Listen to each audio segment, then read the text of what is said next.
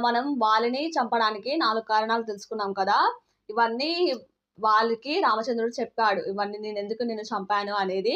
ఈ ధర్మ సూత్రాలన్నీ వాలికి బోధించాడు. అయితే వాలి, "సరే రామ, నేనన్నీ చేసింది తప్పే. నన్ను క్షమించు. కానీ నన్ను చంపకముందే ఇవన్నీ చెప్పుంటే నేను మంచిగా ఉండేవాడిని. నా తమ్ముడిని కూడా మంచిగా చూసుకునేవాడిని" అని చివరి దశలో ఆయన చాలా బాధపడుతూ ఉంటారు. ఇక ఏంటంటే అంగదుడిని యువరాజుగా చేయమని రామచంద్రుడిని కోరుతూ ఉంటాడు. అంటే సుగ్రీవుడు రాజు, అంగదుడు యువరాజు అన్నట్టు. ఇక్కడ మనం తెలుసుకోవాల్సిందేంటంటే వాలికే అక్కడ అభ్యంతరం లేదు. ఎందుకంటే వాళ్ళనే స్వయంగా అంగదుడిని రామచంద్రుడికి అప్పగించాడు వాలి. మనం ఇక్కడ రూమర్స్ స్ప్రెడ్ చేయాల్సిన అవసరం లేదు. మనం రామాయణం, భగవద్గీత ఇవన్నీ తెలుసుకొని మనం రామచంద్రుడి గురించి, కృష్ణ పరమాత్మని గురించి తెలుసుకొని మాట్లాడాలి. మనకేదొస్తే అది మాట్లాడకూడదు. శాస్త్రం ఏది చెప్పిందో మనం అదే చెప్తూ ఉండాలి. మనం అదే నమ్మాలి. ఇక్కడ వాలి అంగదుడిని రామచంద్రునికి అప్పజెప్తాడు.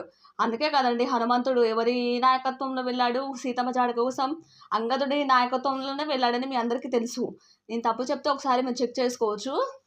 కాబట్టి కానీ విజయాన్ని సాధించింది హనుమంతుడే. కానీ ఇక్కడ అంగదుడు నాయకత్వం వహించాడు. ఇక్కడ వాలికి అభ్యంతరం లేదు. ఎందుకు చంపాడు? చివరి దశలో తన తప్పులన్నీ ఒప్పుకున్నాడు. మనం సాధారణమైన మన మనుషులము ఎందుకు రామచంద్రుడి మీద నిందలేస్తున్నామో మనకైతే అర్థం కావట్లేదు. వీటన్నిటిని మనం తెలుసుకోవాలి. ఒకసారి మనం శాస్త్రాలను లోతులోకి వెళ్ళి మనం తెలుసుకుంటే మనకన్నీ అర్థమవుతాయి.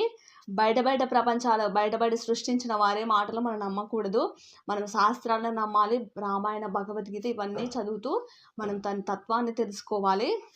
ఇక్కడ వాలికి అభ్యంతరం లేదు. ఇక్కడ వాలి భార్య అయిన తారకి అభ్యంతరం లేదు. వాళ్ళిద్దరే ఒప్పుకుంటారు, మేము తప్పు చేశాము, ఇలా అధర్మ మార్గం నుండి మేము తప్పు చేసాం, చాలా పెద్ద తప్పు చేశాము అని వాలి చివరి దశలో చాలా బాధపడి మన రామచంద్రుని చేతిలో మరణిస్తారు. కాబట్టి వాలిని చంపడానికి ఇన్ని కారణాలు ఉన్నాయి. అండ్ మీరు కూడా ఒకసారి తెలుసుకోండి. చివరి దశలో వాలి తన తప్పులను తెలుసుకున్నాడు. రామచంద్రుడు ఆయనని పుణ్యలోకాలకు పంపిస్తారు. హరే కృష్ణ.